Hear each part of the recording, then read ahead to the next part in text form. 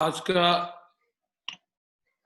हम लोगों ने एक सीरीज शुरुआत करी है, जैसा सभी लीडर्स को मालूम होगा इसके बारे में, कि हम अलग अलग दिन अलग अलग लीडर्स एक एक टॉपिक के ऊपर बातचीत करने वाले हैं। और उसके लिए एक छोटा सा प्रेजेंटेशन तैयार किया है। जिस टॉपिक के बारे में मागरू जी ने हम लोगों को आदेश दिया, उसके हिसाब से हम लोगों ने थोड़ी सी तैयारी की है। जो कुछ भी बातें मैंने मागरू जी लोगों के सानिध्य में रह करके सीखी हैं इस बिजनेस में आकर के, वो बातें मैं आप लोगों के साथ में शेयर करना चाहूंगा। और जो टॉपिक आज बातचीत करने के लिए मिला है वो है जिम्मेदारी, पावर ऑफ रिस्पॉन्सिबिलिटी, जिसके बारे में मैं आप सभी लोगों से आज मैं बातचीत करना चाहूंगा। जिम्मेदारी एक अपने आप में एक बहुत जबरदस्त चीज है, और मैंने जिम्मेदारी के बारे में जो कुछ भी सीखा है, मैंने अपने ग्रेट मागुरू जी लोगों से सीखा है। मागुरू जी नरसिंह ग्रेवाल सर, मागुरू जी श्री माधव सर, मागुरू जी श्री विजय, लगातार मागुरू जी लोगों ने जो चीजें मुझे इस बिजनेस में रह करके डायरेक्टली इनडायरेक्टली मंच के माध्यम से मेरे साथ रह करके, और मुझे किस्से कहानियों के माध्यम से, ट्रेनिंग के माध्यम से जो भी चीजें सिखाई हैं, मैं वो बातें आप लोगों के बीच में डिस्कस करना चाहूंगा। और एक छोटा सा प्रेजेंटेशन है कि जिम्मेदारी का हमारे लिए क्या महत्व होता है, और इस बिजनेस में हम लोग जिम्मेदारी लेकर के अपने बिजनेस को और अपनी जिंदगी में कैसे चार चांद लगा सकते हैं। जिम्मेदारी कितनी जरूरी चीज है हमारे लिए, मैं उसके बारे में बात करूंगा। सबसे पहली चीज, जिम्मेदारी हम लोगों को क्यों लेनी चाहिए। जिम्मेदारी एक लेने की एक वजह ये भी है कि जब इस बिजनेस में हम लोगों को कोई कामयाबी या कोई एक लेवल मिल जाता है, जैसा कि मैं यहाँ देख पा रहा हूँ सभी ज्यादातर रूबी और डायमंड्स और उसके एबव के लेवल के लोग हैं, तो मुझे ऐसा मागुरू जी लोगों ने बताया है कि जब आपको इस बिजनेस में कोई भी लेवल से नवाजा जाता है, तो आपके ऊपर एक कर्ज चढ़ जाता है। और वो कर्ज तभी उतारा जा सकता है जब आप अपने जैसे अपने नेटवर्क में और भी लोगों को बना देते हो, तो ही आप उस कर्ज को उतार सकते हो। जब मैं मागुरू जी लोगों के आशीर्वाद से इस बिजनेस के अंदर डायमंड बना, डायमंड बनने के बाद में मुझे दूसरे दिन ये बात बताई मागुरू जी ने कि भाई आज सिस्टम ने आपको डायमंड शिप से नवाज दिया है, अब आपकी जिम्मेदारी है, अगर आप इस कर्ज को उतारना चाहते हो तो आप अपनी टीम में और सैकड़ों लोगों को डायमंड बना करके इस कर्ज को उतार सकते हो। तो जिम्मेदारी का मतलब है जो हम लोगों को जो लेवल मिला है, हम उस लेवल पर दूसरे लोगों को लेकर के आए, ये हमारी जिम्मेदारी बनती है। और उसके लिए अलग अलग रोल हैं जो हमें अलग अलग लेवल पर रह करके हमें प्ले करने की जरूरत पड़ती है। जिस लेवल पर रह करके जो रोल हम लोगों को दिया जाता है, अगर हम उस रोल को परफेक्टली निभाते हैं, तो फिर हमारे लिए कोई भी लेवल बड़ा नहीं रह जाएगा। हम जो भी लेवल सिस्टम के अंदर, कंपनी के अंदर बनाए, उस हर एक लेवल को हम इस बिजनेस के अंदर प्राप्त कर सकते हैं। जिम्मेदारी की उपलब्धियां क्या है, अगर कोई व्यक्ति जिम्मेदारी लेता है तो उस व्यक्ति को क्या ऐसी चीजें हैं जो उसको एक एज एन अचीवमेंट मिलती हैं। वैसे तो इसकी लिस्ट बहुत लंबी बनाई जा सकती है, लेकिन मैं अगर यहाँ कहूँ, जो व्यक्ति जिम्मेदारी लेता है उसका सबसे पहला अचीवमेंट तो ये होता है, हर व्यक्ति की जुबान पे उसका नाम रहता है। जिसने भी जिस चीज के लिए भी जिम्मेदारी ली होगी, उसके बारे में ही लोग बात करेंगे कि सब ये वाला काम किस व्यक्ति के द्वारा हो रहा है या किस व्यक्ति के द्वारा किया गया है। तो जो अपने कंधों पे जिम्मेदारी लेता है उसका हर जगह नाम होता है। जैसा कि हर व्यक्ति की ये चाहत होती है कि मेरा हर जगह नाम हो, हर व्यक्ति ये चाहता है कि मेरे सीनियर मेरा नाम लिया जाए, कंपनी डायरेक्टर्स के द्वारा मेरा नाम लिया जाए। और जब नाम लिया जाता है तो लोगों को बड़ी खुशी मिलती है। तो नाम लिए जाने के पीछे की जो वजह है, नाम लिए जाने के पीछे का जो कारण है, वो एक ही कारण है, जब आप जिम्मेदारी लेते हैं तो डेफिनेटली आपका नाम आएगा। अगर आप जिम्मेदारी नहीं लेते हैं तो नाम नहीं आने वाला। तो ये जिम्मेदारी का सबसे पहला अचीवमेंट है कि आपका नाम हर व्यक्ति की जुबान पे आता है। दूसरी बात, काम करने के बाद आपको एक सेटिस्फेक्शन मिलता है। जब आप जिम्मेदारी लेकर के किसी भी काम को करते हो तो आपको संतुष्टि मिलती है कि हाँ, मैं अपना बेस्ट दे रहा हूँ। मुझे जो काम मिला उसके लिए मुझे जो करना चाहिए था, एक संतुष्टि मिल जाए, इससे बड़ी बात क्या हो सकती है।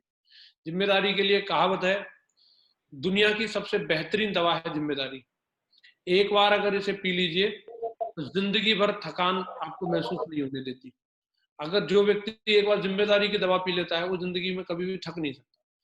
तो जिम्मेदारी हमें किन किन चीजों की निभानी चाहिए और किस तरीके से निभानी चाहिए, मैं इसके बारे में आप लोगों से बातचीत करना चाहूंगा। सबसे पहली जिम्मेदारी जो हम लोगों को लेनी है, एक बड़ी टीम बनाने की। ये हमारी सबसे प्राइमरी रिस्पॉन्सिबिलिटी होती है कि हम जब इस सिस्टम के अंदर अगर आए हैं, तो ये हमारी सबसे बेसिक जिम्मेदारी है कि हम एक बड़ा नेटवर्क बनाने की जिम्मेदारी लें, और इस कंपनी के अंदर, इस डायरेक्ट सेलिंग इंडस्ट्री के अंदर एक इतना बड़ा नाम रोशन करने की जिम्मेदारी लें कि हर व्यक्ति ये बोले कि अगर टीम हो तो ऐसी। जिम्मेदारी लेनी होगी हमें लोगों को सिखाने की। जो कुछ भी इस सिस्टम के माध्यम से, कंपनी के माध्यम से हम लोगों को सीखने के लिए मिला रहता है, वो सब कुछ अपनी टीम को, अपने लोगों को और अपने साथियों को सिखाने की जिम्मेदारी लेनी होगी हमें लोगों की समस्या सुलझाने की। ये सबसे महत्वपूर्ण जिम्मेदारी है। टीम हमारी तभी स्मूथली काम कर सकती है जब हम लोगों की समस्याओं को सुलझाने का काम करेंगे। लोगों में बहुत बड़ा पोटेंशियल होता है, लेकिन छोटी छोटी सी समस्याएं आकर के खड़ी हो जाती हैं, और एक छोटी समस्या किसी भी व्यक्ति के लिए बहुत बड़ी समस्या बन सकती है। वो व्यक्ति के लिए एक पैर के कांटे की तरह होती है। अगर पैर में जब तक कांटा चुभा रहेगा, वो कंफर्टेबली व्यक्ति दौड़ नहीं सकता। आपकी नजरों में हो सकता है वो समस्या छोटी हो, लेकिन आपकी टीम के लीडर के नजरों में वो समस्या बड़ी हो सकती है। एक लीडर होने के नाते हम सब लोगों की ये जिम्मेदारी बनती है कि हम अपनी टीम को एक स्मूथ हाईवे बना करके दें, जिसके ऊपर वो दमदारी के साथ में दौड़ सके। जितनी भी समस्याएं आती हैं, उन समस्याओं को सुलझाने की जिम्मेदारी हमको खुद से लेनी चाहिए। लोगों को सफल बनाने की। अगर हम इस बिजनेस में अपने आप को ही सफल बनाने के बारे में सोचते हैं तो बहुत बड़ा काम नहीं होगा। लेकिन अगर हम अपने एक लेफ्ट में और एक राइट में दो आईडी को अगर हम गोद ले लेते हैं, दो आईडीज को अगर हम ये मान लेते हैं कि ये मेरी हैं, मैंने इनको अडेप्ट कर लिया है एक तरीके से और मैं इनका लालन पालन करूंगा। अगर ये जो मेरी एक लेफ्ट वाली आईडी और एक मेरी राइट वाली आईडी, अगर इन दोनों आईडियों पर मुझे डायमंड शो करवाना है, इन दोनों आईडियों पर मुझे कैपिंग लानी है, अगर इन दोनों आईडियों पर कैपिंग नहीं आई तो मेरी इज्जत का सवाल है। जब व्यक्ति दूसरे की सफलता की जिम्मेदारी ले लेता है तो खुद को वो परम सफलता के लिए डेफिनेटली वो पेटेंट कर लेता है। लेकिन ज्यादातर लोग अपनी सफलता के बारे में सोचते हैं। लेकिन हमारे बिजनेस में अगर आप दूसरे लोगों को सफल बनाने के बारे में अगर सोचते हैं और उनको सफल बनाने की जिम्मेदारी ले लेते हैं, कई बार लोग बोलते हैं कि ये कमिटमेंट नहीं दिखा रहा, ये ऐसा नहीं कर रहा। हमें स्वयं की कमियों के बारे में पता नहीं रहता। जब हम लोग इस बिजनेस में आए थे, हमें खुद मालूम नहीं है हमारे अंदर कितनी सारी कमियां थी, लेकिन हमारे सीनियर्स ने, हमारे अपलायनों ने हमें सफल बनाने की जिम्मेदारी ली। आज अगर इस बिजनेस में मैं जो कुछ भी हूं, तो उसका वजह है कि मेरे ग्रेट मेंटर्स ने, महागुरु जी लोगों ने ये कमिटमेंट ले लिया। उन्होंने इस बात की जिम्मेदारी ले ली कि भाई हमें जसवीर को डायमंड बनाना है, और उन्होंने जिम्मेदारी ली तो उन्होंने मुझे डायमंड बना दिया। अब उन्होंने मेरी कमजोरियों की तरफ नहीं देखा। तमाम ढेर सारी कमियां व्यक्ति के अंदर भरी रहती हैं। महागुरु जी हमेशा बोलते हैं धोबी के पास गंदे कपड़े ही आते हैं। कोई भी व्यक्ति प्रेस किए हुए और साफ सुथरे कपड़े लेकर के धोबी के पास नहीं आता। तो ये हमारी जिम्मेदारी बनती है कि जैसा भी है, कुरकुरे का ऐड हमें याद रखना है, टेढ़ा है पर मेरा है। जैसा भी है, जिस हाल में भी है, मैं इसको सिखाऊंगा, मैं इसको समझाऊंगा, इसकी जिम्मेदारी मेरी है और मैं हर हाल में इस व्यक्ति को सफल बना करके दिखाऊंगा। अगर हम इस तरीके की जिम्मेदारी निभाते हैं तो डेफिनेटली एक टीम वर्क की भावना आती है। जिम्मेदारी में और अधिकार में एक थोड़ा सा हमें कंपैरिजन समझना है कि जब हम लोगों को जिम्मेदारी मिलती है तो कई बार हम उसको अधिकार समझ बैठते हैं, लेकिन जिम्मेदारी में और अधिकार में दोनों चीजों में एक अंतर है। मैंने यहाँ एक डायग्राम बनाया है, उससे आपको समझ में आएगा। अधिकार में आदेश का भाव होता है। जब आप किसी भी काम को कर रहे हैं और आपके अंदर आदेश का भाव है, इसका मतलब आप अधिकारों का उपयोग कर रहे हैं। लेकिन जिम्मेदारी में सेवा का भाव होता है। वो अधिकारों की बात नहीं करेगा, वो सेवा के मन से कर रहा है तो समझ लो वो जिम्मेदारी को पूरा कर रहा है। और आदेश दे रहा है, समझ लो वो अपने अधिकार की बात कर रहा है। अधिकार में तानाशाही झलकती है और जिम्मेदारी में टीम भावना दिखती है। अधिकार के भाव में क्या क्या कर सकता हूं का भाव आता है। अब मैं साहब, मैं डायमंड बन गया, अब मैं क्या क्या कर सकता हूँ, अब मेरे को फार्म कितने का मिलेगा, क्या मैं टूल्स मंगा सकता हूँ सर, अब ये वाला फंक्शन मैं करवा सकता हूँ, उसमें क्या क्या कर सकता हूँ। अपनी ऑथोरिटीज के बारे में व्यक्ति बात करता है। लेकिन जिम्मेदारी में व्यक्ति बोलता है मुझे क्या क्या करना चाहिए। अगर मेरा आज अगर ये लेवल है तो इस लेवल पर रह करके सर मुझे क्या क्या करना चाहिए, मेरी क्या क्या जिम्मेदारियां हैं, उन चीजों के बारे में सोचता है और लोगों के सेवा के भाव से काम करता है। अधिकार का प्रयोग करना स्वैच्छिक है। अगर आपको कुछ अधिकार मिले हैं, आप उनका प्रयोग करना चाहते हैं, नहीं चाहते, ये स्वैच्छिक होता है। लेकिन जिम्मेदारी को निभाना ये स्वैच्छिक नहीं है। जिस चीज की जिम्मेदारी मिलती है वो आपकी इच्छा नहीं चलने वाली। अगर आपके पास एक ही ऑप्शन है, अगर आपको जिम्मेदारी मिली है तो आपको उसको पूरा करना ही करना है। ये अधिकार और जिम्मेदारी में एक अंतर होता है। एक जिम्मेदार व्यक्ति को संसार की सारी शक्तियां आशीर्वाद देती हैं। और जब आप किसी भी चीज के लिए, कई बार हमें लगता है हमारा कद छोटा है, मुझे नहीं मालूम मैं ये कैसे करूंगा, कैसे होगा, लेकिन आप सोच के देखिए, कभी ना कभी हमारे ग्रेट मेंटर्स ने, आज हम लोग जितने बड़े बड़े शो देखते हैं, लेकिन कभी ना कभी उसको पहली बार भी किया होगा। कभी ना कभी पहली बार जैसा ट्रेनिंग करी होगी। महागुरु जी लोगों ने अपने लेवल पे बिना अपने अपलाइन के, तो उस समय एक अपने अंदर एक डर रहता है, पता नहीं ये कैसे हुआ। मैं उसके लिए मेरे को जो महसूस होता है कि जो जिम्मेदार व्यक्ति होता है, संसार की सारी शक्तियां उसको आशीर्वाद देती है, उसके अंदर से अपने आप वो कॉन्फिडेंस आता है और वो अपने आप उस काम को सक्सेसफुल करता है। मैंने देखा माँ गुरु जी ने रॉयल सेलिब्रेशन कराया, एक भव्य प्रोग्राम करवाया, पहली बार ही था, ऐसा तो था नहीं कि पहले कोई ट्रेनिंग दी गई हो, साहब आपको ले जाकर के आपको इवेंट ऑर्गेनाइज करना सिखाएंगे, आपको अभी 2 महीने की ट्रेनिंग चलेगी। लेकिन उन्होंने जिम्मेदारी ली अपने कंधों पर, हम एक ऐसा एक भव्य इवेंट करना चाहते हैं जो न इससे पहले हुआ न कभी आगे होगा। उसकी क्रिएशन करी और उसकी जिम्मेदारी ली, तो सारी शक्तियों ने आशीर्वाद दिया और अपने आप वो चीजें जुड़ने लग जाती है, अपने आप वो आइडिया आने लग जाते हैं, अपने आप वो लोग मिलने लग जाते हैं। जब आपने जिम्मेदारी ली है, उस जिम्मेदारी को पूरा कराने के लिए जो आपको सोर्स चाहिए, वो अपने आप सोर्स आपके पास आता है। लेकिन आपको सबसे जरूरी चीज है, आपको अपने कंधों को उसके लिए तैयार करना होगा। हाँ, मैं जिम्मेदारी लेने के लिए तैयार हूँ। एक गैर जिम्मेदार आदमी दुनिया को कोसता रहता है, मेरे तो माँ बाप में ही प्रॉब्लम है, मेरे तो अपलाइन में ही प्रॉब्लम है, मेरी तो टीम ही ठीक नहीं है। लेकिन जो व्यक्ति दुनिया को कोसता रहता है, वो कभी भी जीवन में तरक्की नहीं कर सकता। अगर देखा जाए तो बहुत सारी चीजों को अगर हम लोग देखते हैं, तो हमारे ग्रेट माँ गुरु जी लोगों के बारे में देखा जाए, माँ गुरु जी नरसिंह अग्रवाल सर गांव में पैदा हुए, माताजी पिताजी बिल्कुल किसान हैं, ज्यादा पढ़े लिखे भी नहीं है, और इसके बावजूद भी माँ गुरु जी ने जिम्मेदारी ली, भाई मुझे पढ़ना लिखना है, जहां तक पढ़ने लिखने का मौका मिला वहां तक पढ़ाई लिखाई करी, जिम्मेदारी ली। इसके आगे फौज में भर्ती हो गए, फिर वहां पे भी पढ़ाई लिखाई को जारी रखा, जिम्मेदारी ली कि मैं किसी भी माहौल में पढ़ा लिखा, लेकिन मैं जिम्मेदारी लेता हूँ अपने बच्चे को मैं लंदन भेजूंगा। और एक आदमी इसी बात को सोच सकता था, मेरे पास तो सोर्स ही नहीं है, मैं कैसे कर सकता हूँ, मैं तो किसान परिवार में पैदा हुआ हूँ। हाँ, गुरु जी हमेशा बोलते थे, आदमी बोलता है, अब तक इस देश में सचिन तेंदुलकर नहीं था, लेकिन अब सचिन तेंदुलकर पैदा हो गया है और अब सचिन तेंदुलकर जिम्मेदारी लेता है, रिकॉर्ड की झड़ी लगा देगा। अब तक इस देश के अंदर नरेंद्र मोदी नहीं था, लेकिन अब पैदा हो गया, अब मैं इस देश के अंदर रिकॉर्ड बनाने की झड़ी लगा दूंगा। ये भाव अगर हमारी टीम के लिए हो जाए, अब तक मैं नहीं था, अब तक चाहे इस टीम में कोई रिकॉर्ड बना हो या ना बना हो, अब तक इस टीम में टारगेट हुए हो या ना हुए हो, लेकिन आज मैं इस बात की शपथ लेता हूं, अब इस टीम में मैं आ गया हूं और अब मैं इस टीम में रिकॉर्ड की झड़ी लगा करके दिखाऊंगा, टारगेट की झड़ी लगा करके दिखाऊंगा। जिस व्यक्ति का भाव इस तरीके का होता है, वो व्यक्ति डेफिनेटली रिकॉर्ड बनाता है, और जो दुनिया को कोसने का भाव रखता है, वो व्यक्ति कभी भी जीवन में रिकॉर्ड नहीं बना पाता। जिम्मेदारी कभी भी बड़ी या छोटी नहीं होती। कई लोग ये भी सोचते हैं कि साहब मेरे को कोई बड़ी रिस्पॉन्सिबिलिटी मिलेगी, मेरे नाम पे होर्डिंग बोर्डिंग लगाए जाएंगे, मैं वही वाला काम करूंगा। मेरा ऐसा मानना है, आपको अगर छोटी जिम्मेदारी भी मिलती है, आपको वो भी पूरी निष्ठा से निभानी चाहिए।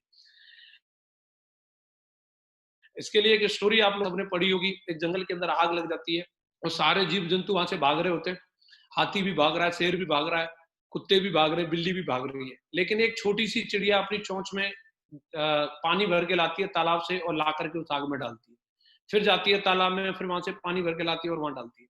तो एक बंदर उधर बैठा हुआ था और बंदर उसको पूछता है कि तेरी चोंच के पानी से क्या आग बुझ जाएगी? तुझे क्या लगता है तेरी छोटी सी चोंच में इतना पानी आएगा जो तू इस आग को बुझा सकती है? तो उस चिड़िया ने बड़ा सुंदर सा जवाब दिया, सुनो बंदर मामा, मैं जानती हूँ मेरी चोंच के पानी से आग नहीं बुझने वाली, लेकिन एक बात याद रखना, जब इस जंगल का इतिहास कभी अगर लिखा जाएगा, तो तुम्हारा नाम तमाशा देखने वालों में लिखा जाएगा, मेरा नाम जो लिखा जाएगा आग बुझाने वालों में लिखा जाएगा। मैटर ये नहीं करता कि हमें किस लेवल की जिम्मेदारी मिली है, मैटर ये करता है हम उसको निभाते किस तरीके से। मुझे आज एक वाकया याद आ रहा है, स्टार्टिंग में जब मैंने बिजनेस को शुरू किया था, हम लोगों ने सादाबाद में अपना नया ओपन किया था। मैं आज आपको बताना चाहता हूँ कि हमेशा व्यक्ति को डायरेक्ट बड़ी-बड़ी ज़िम्मेदारियाँ नहीं मिलती। लेकिन जो ज़िम्मेदारी मिलती है, अगर आप उसको अच्छी निष्ठा से अगर आप निभाते हो, तो वो ज़िम्मेदारी डेफ़िनेटली आपके लिए एक सीढ़ी का काम करती है, जो आपको बड़ी ज़िम्मेदारी की तरफ लेकर के जाती है, बड़े नाम की तरफ लेकर के जाती है। मैं आपको बताना चाहता हूँ, तो वहाँ पे वॉलंटियर्स की जब मीटिंग हुई, माँ गुरुजी श्री विजयपाल सर और माधव सर ने मीटिंग ली। प्रकाश सेवा सदन के अंदर वो मीटिंग हो रही थी और उसमें अलग-अलग लोगों को अलग-अलग ज़िम्मेदारी दी जा रही थी। पहले ट्रेनिंग शुरू की थी वहाँ पे, प्लान बाद में शुरू किया था, पहले ट्रेनिंग शुरू की थी। तो कुछ ट्रेनर्स के नाम लिखे गए कि ये लोग ट्रेनिंग लिया करेंगे, ये लोग ये करेंगे, ये करेंगे। तो मैंने भी अपना वॉलंटियर में नाम लिखवाया था। मैं बिल्कुल नया था, मेरी 10, 20, 50 की टीम रही होगी, मैंने भी अपना नाम लिखवाया, मैं मुझे भी कोई काम दिया जाए। तो माँ गुरुजी ने लास्ट में जब देखा कि सारी जिम्मेदारियां दे दी गई, तो क्या बचा, तो मेरे को बोल दिया, भाई आपका सबसे इंपॉर्टेंट जिम्मेदारी है, आपको सबसे पहले वेन्यू में आना है और आकर के आपको ये देखना है कि कुर्सियां लगी हैं कि नहीं लगी, पानी लगा है कि नहीं लगा है, प्रोजेक्टर लगा है कि नहीं लगा है, आपकी ये जिम्मेदारी। मैंने बिल्कुल इसको बड़ी निष्ठा से स्वीकार किया और मुझे लगा ये तो बड़ी इंपॉर्टेंट जिम्मेदारी है, अगर मैं नहीं आऊंगा वेन्यू पर तो ट्रेनिंग ही नहीं होगी। और मैं इससे पहले कभी सोच सकता था कि मैं ट्रेनिंग में जाऊँ या ना जाऊँ, लेकिन उस ज़िम्मेदारी को मिलने के बाद मेरे दिमाग में ये चीज़ आ गई, अगर मैं नहीं गया तो ट्रेनिंग ही नहीं शुरू हो पाएगी। और मैं पूरी वहाँ पहुँचता था प्रकाश सेवा सदन के अंदर, वहाँ एक बुजुर्ग बाबा रहते थे और कोई नौकर भी रहता नहीं था। जैसे ही मैं उनको पूछता था कि कुर्सियाँ, तो वो बोलते थे लगा ले बेटा, तो मैं खुद ही कुर्सियाँ लगाता था। फिर खुद ही उनको पोंछता था, फिर पानी की पूछता था, पानी बोले समरसेबल चला के भर ले। फिर प्रोजेक्टर लगाता था और मैं बैठ जाता था, बोले सारी कुर्सियाँ साफ करके, बोला हाँ, अब ट्रेनिंग शुरू हो सकती है। तो इस भाव से मैं जब उस काम को लगातार करता रहता था, रेगुलर ट्रेनिंग में जाता रहता था। एक दिन ऐसा आया, मंगलवार के दिन हम लोग ट्रेनिंग करते थे, कि उस दिन ना तो माँ गुरुजी विजयपाल सर वहाँ उपलब्ध थे, माँ गुरुजी माधव सर तो कभी-कभी आते थे वहाँ पे, महीने में 1-2 बार ही मौका मिलता था हम लोगों को माँ गुरुजी की ट्रेनिंग का। सतीश सर कभी-कभी ट्रेनिंग लेते थे, राजीव भारती जी कभी-कभी ट्रेनिंग ले लेते थे। उनमें से कोई भी वहाँ पे मौजूद नहीं था। मैंने माँ गुरुजी विजयपाल सर को फ़ोन किया, मैं गुरुजी आज तो यहाँ पे कोई ट्रेनिंग लेने के लिए नहीं। तो उन्होंने पूछा कि सतीश जी आए हैं? मैंने कहा नहीं वो भी नहीं आए। बोले राजीव भारती जी आए? बोले वो भी नहीं आए। तो गुरुजी ने ऐसे ही बोल दिया, अरे टाइगर साहब इतने दिन से आप ट्रेनिंग अटेंड कर रहे हो, अब तो आप भी ट्रेनिंग देना सीख गए होंगे और आप भी ट्रेनिंग दे दो। तो अभी मेरे लिए तो ये एकदम से मैंने कहा गुरुजी क्या मैं ट्रेनिंग दे सकता हूँ? बोले बिल्कुल आप बहुत बढ़िया ट्रेनिंग दे सकते हो। मुझे नहीं मालूम माँ गुरुजी को उस समय और कोई ऑप्शन ना हो या जो भी कारण रहा हो, लेकिन गुरुजी ने बोल दिया। और मैंने अपनी टीम के एक चेले को भेजा, मैं जाकर के एंकरिंग कर आज मैं ट्रेनिंग दूँगा। और मुझे नहीं मालूम मैंने जो मेरे से बन पड़ा, आँख बंद करके मैंने पूरी दमदारी के साथ में ट्रेनिंग दी। मंच छोटा था, 15-20 लोग थे, बात इस बात की नहीं है, लेकिन मेरा जोश पूरा था। और मैंने उसको पूरा बेस्ट दे करके निभाया और उस दिन का फीडबैक माँ गुरुजी के पास पहुंचा, बोला आज की ट्रेनिंग बहुत दमदार हुई। हरिंदर सर का मेरे पास फोन आया, बोले विजयपाल सर आपको बधाई दे रहे हैं। तो मैंने उस दिन से मेरे दिमाग में एक गलतफहमी चली कि यार मैं भी ट्रेनिंग दे सकता हूँ और उस दिन से मैं भी पूरे मंच पर जा सकता हूँ। अगर मैं वहां पे रेगुलर आने की जिम्मेदारी नहीं लेता तो डायरेक्ट किसी भी व्यक्ति को एकदम से दिशा की कुर्सी पे बैठाया जाएगा, ऐसा नहीं होता। आपको पहले छोटे लेवल की जिम्मेदारी दी जाती है, अगर आप उस जिम्मेदारी को ठीक से निभाते हो तो एक दिन वो भी आता है कि आपको बुला करके बड़े लेवल की भी जिम्मेदारी दी जाती है। जिम्मेदारी हमें किन किन चीजों की लेनी चाहिए, इंडिविजुअल लेवल पर अगर हम देखें तो हमें 5 प्रकार की जिम्मेदारियों को अपने अपने लेवल पर निभाना चाहिए। सबसे पहली जिम्मेदारी जो मेरा मानना है, हमें अपनी पुरानी गलतियों से सीखने की। ये कोई और नहीं लेगा, ये हमें ही लेनी पड़ेगी। हमारे बहुत सारी ऐसी गलतियां हम लोगों से हो जाती हैं, लेकिन गलतियां करना कोई अपराध नहीं है, लेकिन गलतियों से सीख ना लेना ये अपराध है। तो ये जिम्मेदारी हमारी है। माँ गुरु जी हमेशा बोलते हैं कि किसी व्यक्ति को अकल जो होती है वो काजू बादाम खाने से नहीं आती, वो गलतियां करके ठोकर लगने से ही अकल आती है। लेकिन ठोकर लगने के बाद भी व्यक्ति अगर सबक ना ले और बार बार उसमें पैर मारे पत्थर में, तो समझ लो वो मूर्ख है। तो ये बनती है कि हमने जो गलतियां करी हैं हम उन गलतियों से सबक लें। दूसरी जिम्मेदारी हमारी बनती है कि खुद में कोई अच्छी आदत डालने की। हमारे अंदर कोई हैबिट अगर डेवलप होगी, ये कोई मिरेकल या कोई जादू नहीं है, ये हमें खुद से जिम्मेदारी लेनी पड़ती है। अगर हमें अपना वजन कम करना है या हमें अपना वजन बढ़ाना है या हमें बुक पढ़ने की आदत बनानी है, किसी भी चीज की अपने अंदर कोई अगर हैबिट डेवलप करनी है तो ये जिम्मेदारी हमारी है। कई बार हम अपने मेंटर पे, अपने कोच पे, कभी दाएं बाएं लोगों पे, कोई लोगों पे हम डाल देते हैं कि उन वो मुझे मोटिवेट करेंगे। वो मोटिवेट कर सकते हैं, लेकिन फिर भी आपको जिम्मेदारी लेनी पड़ेगी अपने अंदर वो आदत डेवलप करने की। तीसरी बात, अपनी स्किल को बढ़ाने की जिम्मेदारी भी हमारी होगी कि आज मेरे अंदर क्या-क्या खूबियां हैं और कल मेरे को क्या-क्या खूबी होनी चाहिए। एक टाइम था कि मुझे लैपटॉप में चालू और बंद करना नहीं आता था। महागुरु जी ने मुझे दिल्ली से लैपटॉप दिलवा दिया और मैं जोधपुर जा रहा था। अब मेरे अंदर जोश तो इतना था कि मेरे महागुरु जी ने मेरे को बोला था कि आप इसे वहीं जोधपुर जाकर के चलाना, लेकिन मैं माना नहीं। मैंने ट्रेन में ही उसको चालू कर लिया और ट्रेन में चालू तो कर लिया, लेकिन मुझे बंद करना नहीं आ रहा। एक टाइम वो था कि मैं लैपटॉप में चालू बंद करना नहीं जानता था, लेकिन ये अपनी योग्यता को बढ़ाने की जिम्मेदारी मेरी थी कि अब मुझे अपनी टीम को ट्रेन करना है, तो स्लाइड कैसे बनानी है, कैसे इस लैपटॉप को ऑपरेट करना है। अब इसके लिए चाहे मुझे कोचिंग लेनी पड़े, चाहे अपने गुरुजी लोगों से पूछना पड़े, चाहे कोई भी तरीका आजमाना पड़े। मुझे हिंदी की टाइपिंग नहीं आती थी, माँ गुरुजी ने हिंदी की टाइपिंग सिखाई। जिस दिन से मुझे हिंदी की टाइपिंग आई, उस दिन से तो मेरे लिए समझ लो 4 चांद हो गए। मेरे लिए तो इतना आसान हो गया काम करना। मैं स्पेलिंग मिस्टेक होती थी, मैं अपनी बात सही कंफर्टेबली नहीं रख पाता था। लेकिन ये जिम्मेदारी हमारी है कि हम वो तरीके ढूंढें, अपनी बात लोगों तक पहुंचाने की, अपनी स्किल को डेवलप करने की जिम्मेदारी हमारी है। अपने जीवन की जिम्मेदारी, अपनी जिंदगी को अपने कंधों से, अपने आप से जीने की जिम्मेदारी और खुद को खुश रखने की जिम्मेदारी। अपनी खुशी का रिमोट कंट्रोल किसी दूसरे के हाथ में ना दें। अगर उसने दुखी का बटन दबा दिया तो हम दुखी हो गए, उसने खुश रहने का बटन दबा दिया तो हम खुश हो गए।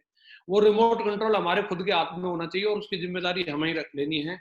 मुझे खुद को कैसे खुश रखना है, इसकी जिम्मेदारी हमारी होनी चाहिए। जिम्मेदारी के बारे में एक बात बोली जाती है, ट्रक के पीछे आप लोग सब लोगों ने लिखा देखा होगा, लटक मत पटक दूंगी। तो जो लोग इस बिजनेस में आधे अधूरे मन से काम करते हैं, तो समझ लो वो इस बात को समझ लें, या तो चढ़ जाओ या फिर उतर जाओ। या तो इस बिजनेस को करना है तो पूरी दमदारी के साथ करना है, या नहीं तो फिर घर बैठिए। लोगों के जीवन के साथ खिलवाड़ नहीं करनी चाहिए। इस बिजनेस में मैंने जो सीखा है, या तो करिए पूरे मन से करिए, नहीं तो फिर अपने घर बैठिए। ये एक मैसेज हमेशा से महागुरु जी लोग देते थे। एक और ट्रक के पीछे मैंने लिखा देगा, ये भी मेरे को बड़ा अच्छा लगा, जिम्मेदारी के लिए मैंने नोट किया। दम है तो क्रॉस, नहीं तो बर्दाश्त कर। दम है तो क्रॉस कर, नहीं तो बर्दाश्त कर। कई लोग जो है कंप्लेंट करते रहते हैं, मेरा अपलाइन ठीक नहीं है, मेरा ये बंदा ठीक नहीं है। तो आप जिम्मेदारी क्यों नहीं लेते? आप याद रखिए, शोषण जो होता है वो एक कहेंगे आलसी आदमी का शोषण होता है, जोशीले आदमी का कभी शोषण नहीं हो सकता। कई लोग अपना शोषण होने की शिकायत करते हैं, और मुझे जो लगता है कि अगर तेरे अंदर जोश है तो तेरा शोषण कौन कर सकता है? व्यक्ति जब खुद से जिम्मेदारी नहीं लेना चाहता और दूसरों को वो शिकायत करता रहता है। मुझे ऐसा लगता है, या तो आप जिम्मेदारी लेकर के आगे बढ़ो, नहीं तो लोगों को फिर बर्दाश्त करो। जैसा सामने वाला कर रहा है फिर आपको उसके हिसाब से चलना चाहिए। किसी कार्य के लिए अपना बेस्ट दीजिए, जो आपको जिम्मेदारी मिली है, आपको जैसा आता है। किसी भी चीज के लिए कोई ऐसा कोई मानक नहीं बनना, आप अपना बेस्ट दीजिए, और उसके बाद आप चैन की सांस से आप बढ़िया चैन की नींद सो सकते हैं। लेकिन जब तक आप जिम्मेदारी मिली और अपना बेस्ट नहीं देते, तो कहीं ना कहीं अपने मन के अंदर डाउट रहता है कि मैं इसको और अच्छे तरीके से कर सकता था। सिस्टम में हमारे को क्या क्या जिम्मेदारियां मिलती हैं, इसके बारे में महागुरु जी ने हम लोगों को बहुत बढ़िया तरीके से लेवल वाइज बताया है। मैं उसके बारे में बताना चाहूंगा। अगर हम अपने सिस्टम के अंदर अपने लेवल वाइज एक एक जिम्मेदारी को सही तरीके से समझ लें और उनको अगर हम निभाने लग जाएं, तो डेफिनेटली हम इस बिजनेस के अंदर बहुत बड़ा काम कर सकते हैं। मैं बात करूंगा यहाँ पे स्टार्टिंग से लेकर के सिल्वर लेवल से लेकर के और आगे रेड क्लब तक की हम लोग जिम्मेदारियों के बारे में बात करेंगे। सिल्वर लेवल के बारे में महागुरु जी ने बताया है, हमेशा अपने पहनावे पर ध्यान दीजिए। आप बदलेंगे तभी आपका व्यवसाय बढ़ेगा। जब तक हमारे ड्रेस कोड के अंदर बदलाव नहीं आएगा, तब तक हमारे अंदर एक कॉन्फिडेंस भी नहीं आता। अपने अंदर कॉन्फिडेंस लाने के लिए अपने ड्रेस कोड पर ध्यान देना जरूरी है, पहली जिम्मेदारी। दूसरा बताया, अपनी टीम के इच्छुक और सचेत, मतलब जो लोग एक्टिव है और जिनके अंदर बिजनेस को काम करने की चाहत है, उन लोगों की लिस्ट बनाना, अपने लोगों को सिलेक्ट करना, ये भी हमारी जिम्मेदारी है। अपनी टीम के साथ और अपने आप से स्वयं ईच वन टच 10 फॉर्मूले पर काम करना। कई लोग क्या करते हैं, दूसरे लोगों को सिखाते हैं, बोले आज एक मैं नया फॉर्मूला सीख के आया हूँ। पहले किसी भी फॉर्मूले पर खुद से काम करने की हमें जिम्मेदारी लेनी है। जैसे कि यहाँ बताया ईच वन टच 10 के बारे में, जब तक हम 10 लोगों से ना मिलने तब तक घर नहीं जाना। ये जिम्मेदारी अगर हम सिल्वर लेवल पर अगर हम निभाते हैं, तो हमारा बिजनेस हमेशा अपसाइड जाएगा। अपने प्रतिदिन कार्य की रिपोर्टिंग अपने अपलाइन तक पहुंचाना। रिपोर्टिंग इस बिजनेस के अंदर बहुत महत्वपूर्ण काम है। आप कॉल करके या एसएमएस के द्वारा आप अपने अपलाइन तक रिपोर्टिंग पहुंचा सकते हैं। हर सप्ताह जो भी ज्वाइन होने वाले हमारे साथ में एसोसिएट हैं, उनकी हर हाल में एफआईएम करना या किसी दूसरे लीडर के द्वारा करवाना। ग्रुप मीटिंग का आयोजन करना और उसमें बढ़ चढ़ करके हिस्सा लेना। वेन्यू पर होने वाली हर मीटिंग ट्रेनिंग का हिस्सा बनना और अपनी टीम को भी बढ़ चढ़ करके उसका प्रमोशन करना सिल्वर लेवल के लीडर की जिम्मेदारी होती है। अपनी टीम के ज्यादा से ज्यादा लोगों को कोर बनाना। कोर का मतलब महागुरु जी ने बहुत अच्छे तरीके से बताया। कोर का मतलब ये नहीं है कि आप उसको 3 दिन 4 दिन की ट्रेनिंग दे दें और उसको रट्टा मार करके अपना ज्ञान प्रवचन और वो उनको श्लोक सुना करके भेज दें। कोर का मतलब है आप किसी भी माध्यम से उस व्यक्ति को इतना ट्रेंड कर दो कि वो व्यक्ति अकेला जाकर के किसी को प्लान दिखा के डीडी निकाल के ला सके, फिर उस डीडी को भेज के ग्रीन करा ले और ग्रीन करा के उसका पैकेज या तो मंगा ले या फिर मतलब जाकर के कलेक्ट कर ले। अगर आप किसी व्यक्ति को इतना ट्रेन कर देते हैं, समझ लो वो व्यक्ति कोर बन गया। महागुरु जी ने बहुत बढ़िया प्रैक्टिकल चीज के बारे में बताया और आगे बताया, याद रखिए इस व्यवसाय में दुनिया के महानतम व्यवसाय में से एक है। इस बिजनेस को अगर आप बहुत बड़े लेवल पे करना चाहते हैं, तो आपकी सोच बहुत बड़ी होना जरूरी है। और सोच बड़ी करना ये हमारी स्वयं की जिम्मेदारी है। इसके लिए कोई टैबलेट नहीं मिलती कि आप 2 टैबलेट खा लो और आपकी सोच बड़ी हो जाएगी। ये आपकी स्वयं की जिम्मेदारी बनती है। सिल्वर लेवल के लीडर की जिम्मेदारी बनती है वो कार्डिनल रूल को समझे और उनको अमल में लाए। और आगे जिम्मेदारी बनती है वो अपने प्रोडक्टिव टाइम को बढ़ाए। इस लेवल पर रह करके प्रोडक्टिव समय बढ़ाना, आपको ज्यादा से ज्यादा प्लान और ज्यादा से ज्यादा फॉलो, इसी से आप अगले लेवल पर जाएंगे। आपकी सबसे इंपॉर्टेंट जिम्मेदारी है कि आप बाकी चीजों में चिंता में या इधर उधर की चीजों में अपना समय बर्बाद न करें, प्लान और फॉलोअप पे अपने समय को ज्यादा से ज्यादा लगाएं। बात आती है आगे गोल्ड लेवल की। गोल्ड लेवल की जिम्मेदारियों में मागुरु जी ने आगे बताया है,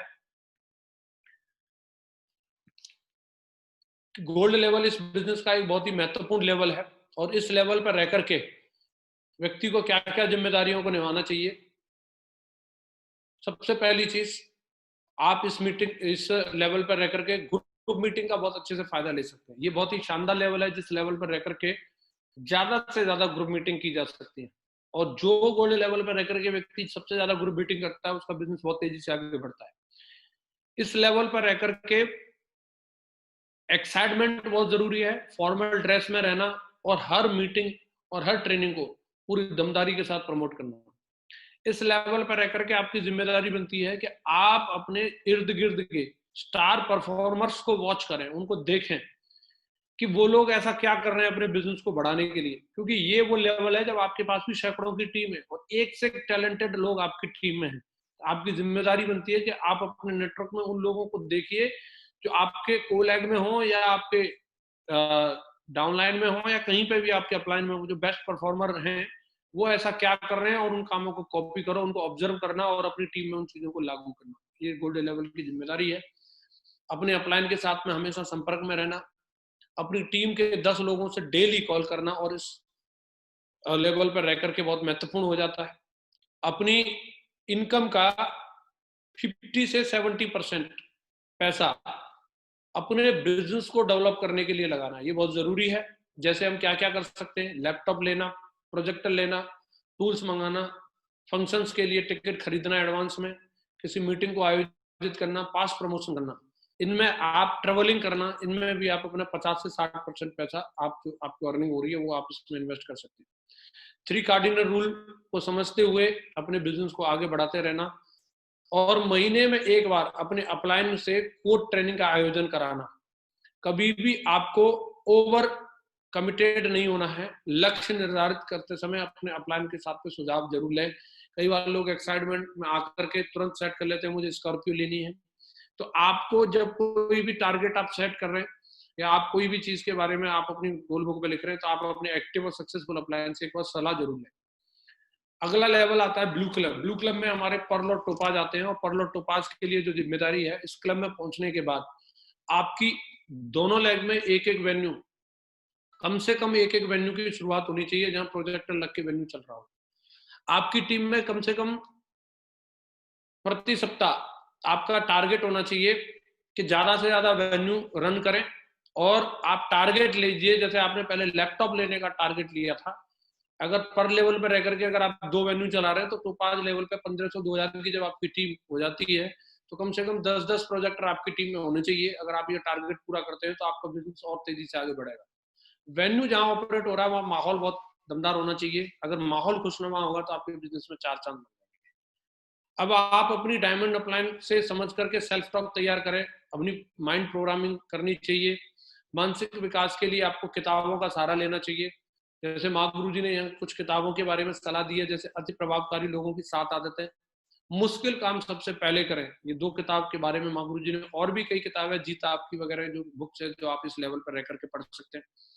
समय के साथ लेवल को बढ़ाना और लेवल के हिसाब से अपनी पर्सनैलिटी को डेवलप करना, ये दोनों चीजों के बारे में हमें ध्यान देने की जरूरत है।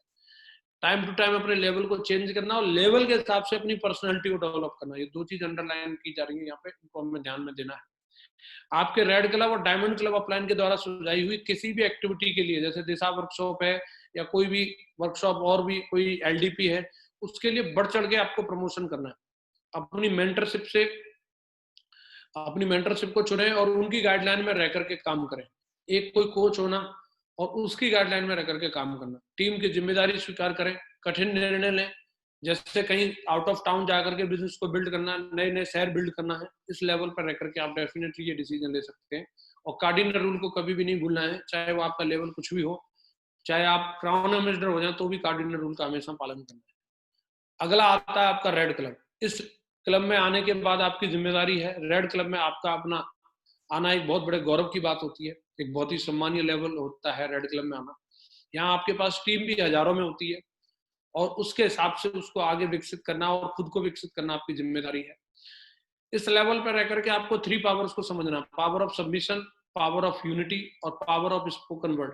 ये 3 पावर्स का इस्तेमाल करना और इनको अमल में लाना बहुत जरूरी हो जाता है। इस लेवल पर रह करके कई लोग ईगो के शिकार हो जाते हैं, वो यूनिटी को खत्म करके वो अपने अलग अलग गैंग बनाने लग जाते हैं। वो गैंग ना बना करके हमें सिस्टम के साथ में अटैच रहना है। इस लेवल पर रह करके बुक पढ़ने की आदत को हमें बहुत ज्यादा डेवलप करने की जरूरत है, क्योंकि लोग आपको प्रमोट करने वाले हैं और आपकी उस लेवल के हिसाब से स्किल होनी चाहिए कि लोग जब आपको प्रमोट कर रहे हैं तो आप ऐसे उदाहरण या इस तरीके की चीजें लोगों के सामने पेश कर सके जो लोगों को सोचने पर मजबूर करें। इस लेवल पर रह करके आपको माइंड प्रोग्रामिंग की ताकत को समझना है। पढ़ने के लिए किताबें भी सजेस्ट करी हैं, आपके अवचेतन मन की शक्ति, मेरा चीज किसने चुराया, इस तरीके की किताबें आप इस लेवल पर जरूर पढ़ें। अपने ड्रेस कोड पर ध्यान दीजिए, क्योंकि आपका लेवल रेड कलर का लेवल है, आपको टिप टॉप रह करके ही रहना चाहिए हमेशा। लोग अब आपको एज एन सीनियर एक्सेप्ट करने लगे हैं और जब ड्रेस कोड अच्छा रहता है तो आपका मोरल भी हाई रहेगा। अब आपका लगातार मासिक जो प्रमोशन प्लान है और ट्रेनिंग है उस पे आपको विशेष करके ध्यान देना है। हर महीने कोई ना कोई एक प्रमोशन प्लान, हर महीने कोई ना कोई प्रमोशन ट्रेनिंग डेफिनेटली आपके लेवल पर होनी चाहिए। इस लेवल पर रह करके आप अपने डायमंड अपलाइन के साथ में बैठ करके अपनी प्लानिंग, नेक्स्ट अपनी डायमंडशिप आपकी कब होने वाली है अपनी स्वयं की, उसकी प्लानिंग अवश्य करें।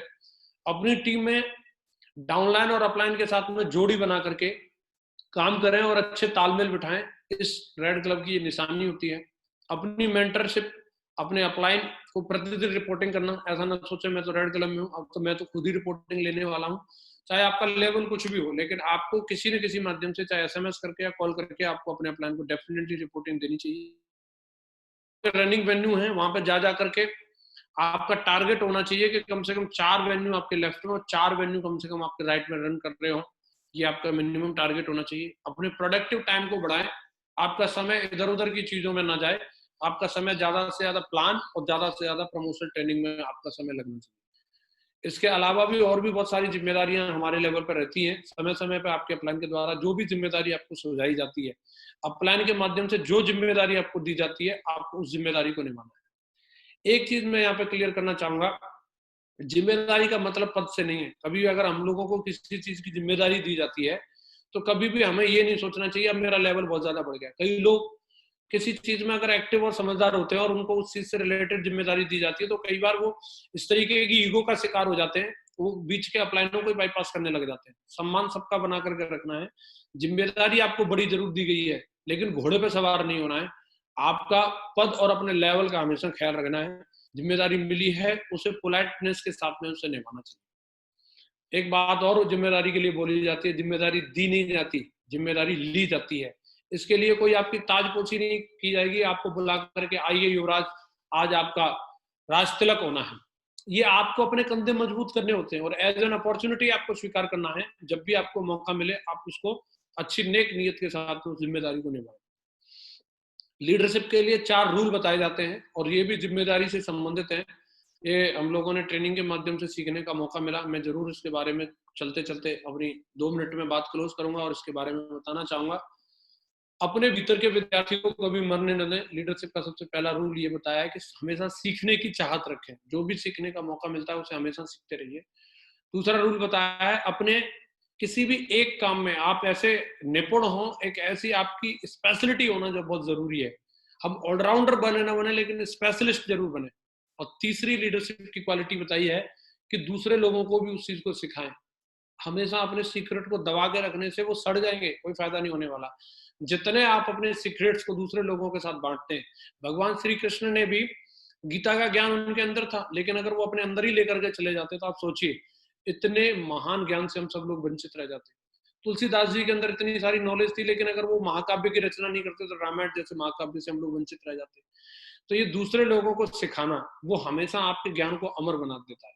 और चौथी और सबसे महत्वपूर्ण क्वालिटी है, खासतौर से जो डायमंड लेवल पे लोग हैं, कि आपको रिटायर हो जाना। कुछ चीजों की जिम्मेदारी आपको छोड़नी भी पड़ती है। कई लोग जब एक किसी भी चीज की जिम्मेदारी ले लेते हैं तो उसके साथ ऐसे चिपक के बैठ जाते हैं कि बोला अब ये तो मेरा 3 जन्म के लिए नाता हो गया। आपको भी किसी ने ये जिम्मेदारी दी थी और आपको अगली जिम्मेदारी की तरफ जाना चाहिए। कभी भी ये रिटायरमेंट की जो बात बोली जा रही है, इसका मतलब ये नहीं है कि आपको मतलब जो है घर बैठ जाना। रिटायरमेंट का मतलब है कुछ चीजों से आपको छुटकारा लेकर के उसके अगले लेवल की जिम्मेदारी की तरफ जाना चाहिए। जीवन में त्याग करना बहुत जरूरी है। त्याग के बारे में एक बात बोली जाती है कि अगर आप सांस भी लेना चाहते हैं तो याद रखिए, पहले सांस लेने के लिए भी पहली सांस छोड़नी पड़ती है, तभी आप सांस अंदर ले सकते हैं। तो जीवन में बिना त्याग के कुछ मिलता नहीं है। तो जो जिम्मेदारियां अगर हम दूसरे लोगों को ट्रांसफर नहीं करेंगे, दूसरे लोगों को अगर हम मौका नहीं देंगे, तो फिर ये सिस्टम आगे उस तरीके से बढ़ नहीं पाएगा। अगर माँ गुरु जी लोगों ने हम लोगों को जिम्मेदारी दी नहीं होती और हमने आगे जिम्मेदारी नहीं दी होती, तो शायद इतना बड़ा काम नहीं हो पाता। आज अगर मेरी टीम इतनी बड़ी बनी है तो मैं अकेला ही सब काम नहीं करता, मैंने दूसरे लोगों को भी जिम्मेदारियां दी हैं और वो लोगों पर भरोसा किया है। कई बार हम लोगों को लगता है मैं ही सुपरमैन हूँ, सारे काम मैं ही कर सकता हूँ, लेकिन ऐसा नहीं है। हमसे बढ़िया काम करने वाले भी और भी लोग हैं, लेकिन एक बार दूसरे लोगों को जिम्मेदारी दे के तो देखो। आप लोगों से आज मुझे बातचीत करने का मौका मिला, माँ गुरु जी ने मुझे ये शुभ अवसर दिया। जो कुछ भी मैं इस बिजनेस के माध्यम से टूटी फूटी बातें आप लोगों से कर सकता था, मैंने करने की कोशिश करी है। अगर इसमें मेरे से कोई गलती रही हो तो मैं उसके लिए क्षमा प्रार्थी हूँ। और मैं उम्मीद करता हूँ अगर ये जो चीजें मैंने आज आप लोगों से डिस्कस करी हैं आपके बिजनेस को बढ़ाने के लिए आपके काम आएंगी। और आपको अगर अच्छा